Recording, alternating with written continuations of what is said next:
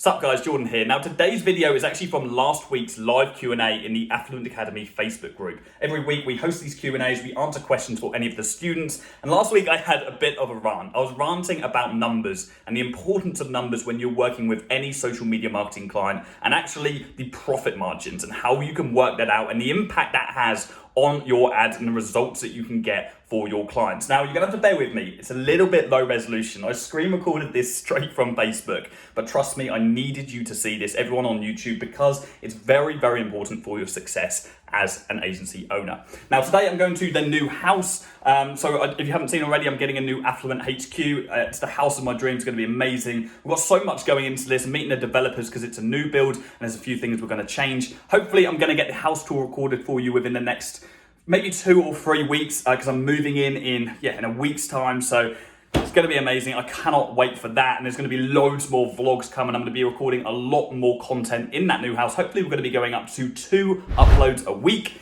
Anyway, enough of that. Let's get straight into this video. But before we do, please smash that like button for me. It's great for the algorithm. Let's get straight into it.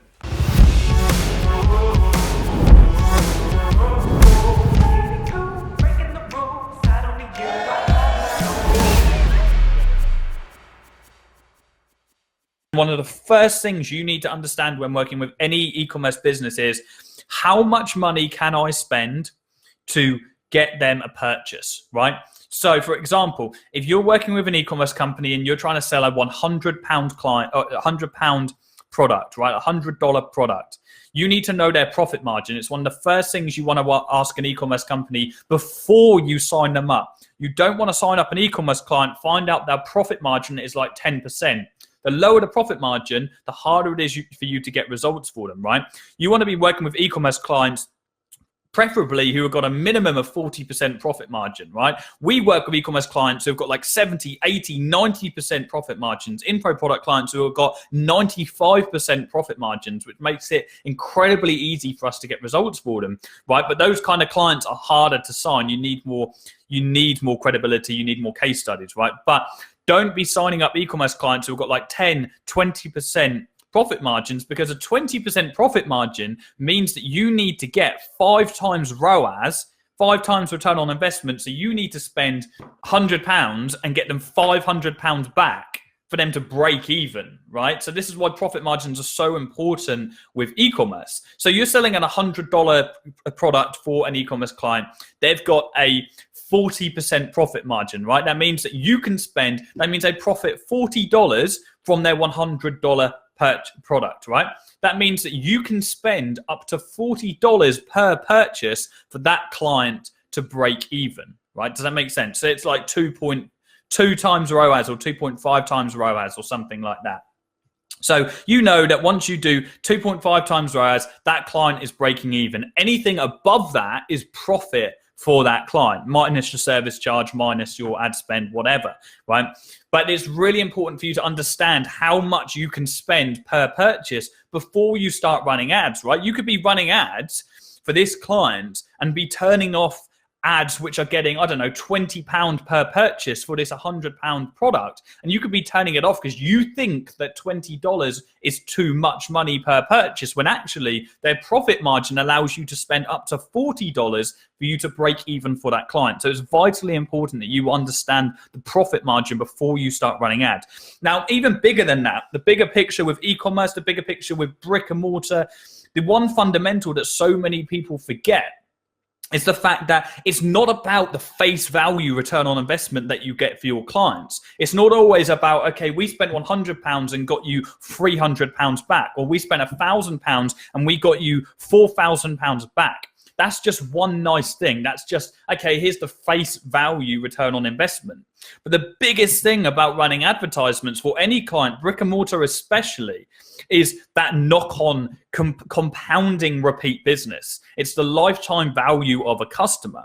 And so you need to understand the lifetime value of your client's customers. Every single time, this is another thing you want to work out when you start working with any business, is what is your lifetime value of a customer? How much is your customers going to spend over their lifetime on average? An e-commerce company will know that statistic, okay? They know that because they can find it just on their back-end data, right? That data is readily available. A restaurant will know on average if somebody enjoys visiting their restaurant, they're going to be coming back like on average 3 times a year if they enjoy that restaurant. So those restaurant clients, if you're working with a restaurant, and this is where quality of client comes in, you're working with a restaurant and you get them 50 new customers, right? In 1 month, and their average spend per head is, I don't know, £30. 30 times 50, what are we talking? We're talking 30 times 50, okay? That's 1,500, right? If your service charge is 1,000 and their ad spend is, I don't know, 1,000 again, right? They could potentially, I mean, you're not going to be getting, Jesus, that's a rubbish analogy. You're not going to be getting them 50 customers for 1,000. So let's just say you got them, I don't know, 200 new customers over the course of a month. They're spending 1,000, right? Their average spend per head is 30. That's 6,000, right? Take away your service charge. That's 5,000. Take away the £1,000 ad spend. You've made them 4,000. Profit margin on a restaurant's actually really, really low. It's like 5 to 10%. If they're high ticket, it's probably going to be like 10%. So the profit margin may be really low on that. But the thing is those customers, those 200 customers, if you've done your prospecting properly and they are a good business, those 200 people are going to come back, let's say 3 times over the course of the year. So those 200 people actually turns into a lifetime value at 600, is the equivalent of 600 people, right? Times that by the 30, it's 18 grand. You do that every single month, you're repeating and you're compounding those customers over the months. It's the snowball effect. You push a snowball in the snow and you're getting more and more and more clients every single month. That's why we say you should work with a business for a minimum of 3 months, because you start compounding that repeat business and you stack up that lifetime value. If you work with a shit restaurant with a bad reputation, and trust me, I know this because I've done it and I've been in that position, you get the new customers, they have a bad experience, they don't get repeat business, then you're not getting that lifetime value, you're not getting that snowball effect, and you're not going to be getting big return on investment for them over time. It's the exact same for e-commerce clients. It's the exact same for dentists, exact same for any niche that you work with. The lifetime value is the most important thing. It's not always about that front end ROI. It's about the bigger picture. It's about compounding, repeat business, lifetime value, retargeting people. And that is what true marketing is about. It's the bigger picture. For example, I use an example that some businesses are actually built to make a loss on their front end.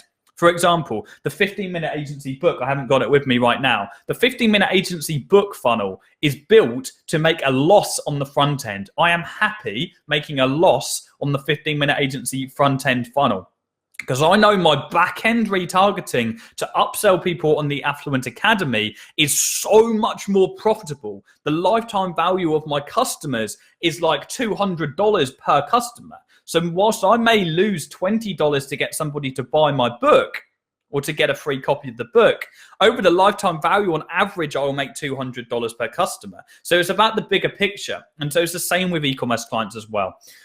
So breather, that's a lot of information to take on, but watch this back again. This is really, really important. A lot of people miss out on this. A lot of people take face value ROI as, this is all I need to worry about. And it's not about that. As a marketer, you need to think about the bigger picture, about repeat customers, about compound lifetime value. And yeah, that's the most important thing. That's why you need to understand profit margins. And that's why it's so important you do your prospecting correctly and you work with businesses that have a good reputation, a solid brand, and a great product or service. Okay? Guys, back to the Q&A. I hope that all makes sense. It's really, really important. No, so important for you to understand that.